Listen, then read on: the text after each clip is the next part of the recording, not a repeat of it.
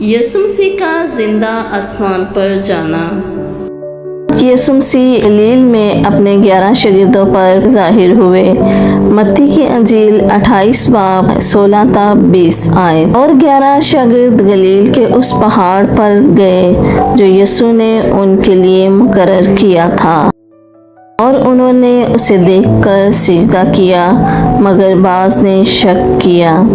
یسوع نے پاس آ کر ان سے باتیں کی اور کہا کہ آسمان اور زمین کا کل اختیار مجھے دیا گیا ہے، بس تم جا کر سب قوموں کو شاگرد بناؤ اور ان کو باپ اور بیٹے اور روح القدس کے نام سے بپتسمہ دو، اور ان کو یہ تعلیم دو کہ ان سب باتوں پر عمل کریں جن کا میں نے تم کو حکم دیا، اور دیکھو میں دنیا کے آخر تک ہمیشہ تمہارے ساتھ ہوں۔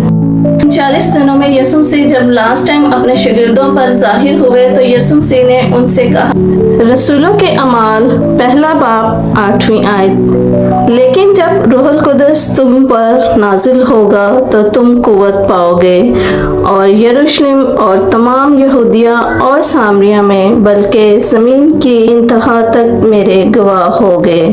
اور یسوع مسیح ان کی آنکھوں کے سامنے آسمان پر اٹھا لیے گئے، جیسا کہ ہم بائبل مقدس میں رسولوں کے اعمال اس کے 1 باب کی 9 آیت میں پڑھتے ہیں۔ یہ کہہ کر وہ ان کے دیکھتے دیکھتے اوپر اٹھا لیا گیا، اور بجلی نے اسے ان کی نظروں سے چھپا لیا۔